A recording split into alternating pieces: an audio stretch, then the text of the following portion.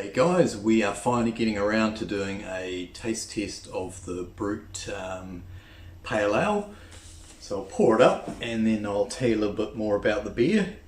So for you guys that don't know what a Brut beer is, the most common example is like a Brut IPA, but I've done a Brut Pale Ale.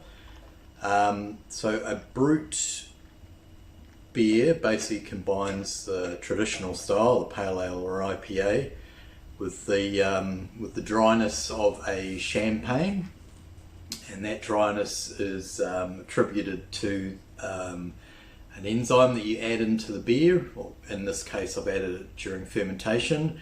It's called Glucoamylase, and what that does is it breaks down all the more complex sugars during fermentation, which would normally be left behind, and you end up with a very low gravity, in this case 1,000, and a real nice dry finish.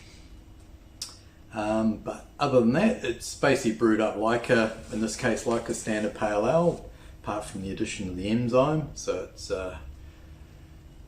looking very attractive in the glass there. So the haziness is actually a character of the Brut style. I don't know if it's something to do with breaking down all those additional sugars, which creates that additional haze. Has got a little bit of wheat, but it shouldn't have ended up that hazy. So yeah, that is pretty much down to the enzyme itself. Beautiful colour. Good to see it's holding a little bit of a cap on top. So just a quick recap of the ingredients. So the bulk of it was American, all Gladfield's malt. Bulk of it's American ale, a little bit of wheat, about 5%, touch of light crystal, just add a little bit of sweetness to counter the dryness, a little bit of acid malt, hop with Kohatu and Motueka.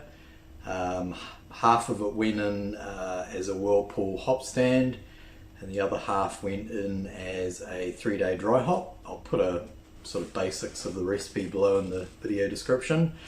Started at 1045 and finished at 1000 to give 5.9%, 30 IBUs, and there it is there. So cheers guys, hope your week's been going well heading into the weekend.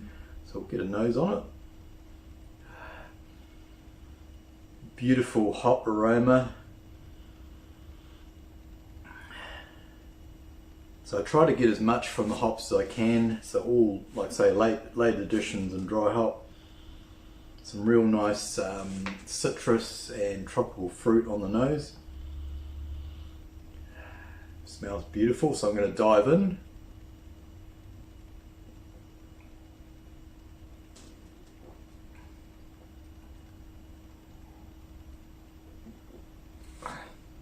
Oh, that's nice.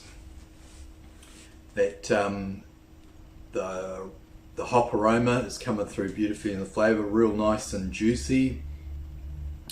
Apart from that, the dryness is very pronounced. It's almost sort of like, as the name suggests, and I mentioned before, sort of a dryness like you'd expect from a champagne. Quite effervescent. Seems to be sort of making those hops maybe pop a little bit more than in a standard pale ale. Yeah, some real nice juicy tropical fruit, citrus. It's maybe some like pineapple as well. Oh, it's nice. As you can see, it's easy to drink by the mouthful at 5.9%. I think the juiciness of the hops, the hops almost have a slightly sweet character. Works well, you know, balances out that dryness nicely. I think if it wasn't a very hoppy style of beer, that dryness could be too pronounced, but in this style it works really well. Well, that's nice. Didn't really know what to expect, my first Brut beer, but I have to say I'm really happy with how that's turned out.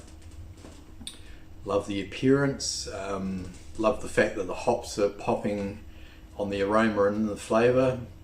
I love that dryness. The dryness, I guess, really makes you want to dive back in for another mouthful. It's a shame it's winter here. On a hot summer's day, I could imagine this would go down an absolute treat. So it's definitely going to be on the rebrew list. Whether I'll do it with New Zealand hops again, we'll see. Maybe use some of the punchy American hops. You know, your Citra and Amarillo, Simcoe, those sort of, you know, punchy C hops, I think would work really well in this style. So I've talked about what a brut is, but as far as the process, if you haven't watched the Brew Day, it's basically exactly the same, but you just pitch, in this case it was 3 grams of the dry enzyme from Mangrove Jacks. You just pitch that in a fermenter before adding the yeast, and that's pretty much it. I did find that the fermentation went a lot quicker, so I think probably within 7 days it had dropped from almost down to 0. So when I did my first reading at 7 days, saw it was close to 0, did my 3-day dry hop, so in 10 days I basically ended up kicking it. So overall, a very simple beer to brew if you've done pale ales. And you can cut open a packet of dry enzyme and add it to a fermenter, then I think you'll be pleasantly surprised with the results. I know I am, so yeah, I will definitely be looking forward to doing this again. So thanks for watching, guys. Hope your week's going well, and enjoy your weekend that's coming up. Thanks for watching. If you've got any questions, just sing out below and I'll do my best to answer them. And I'll put some sort of recipe basics below as well. So thanks for watching, and we will catch you in the next video. Over and out. Cheers.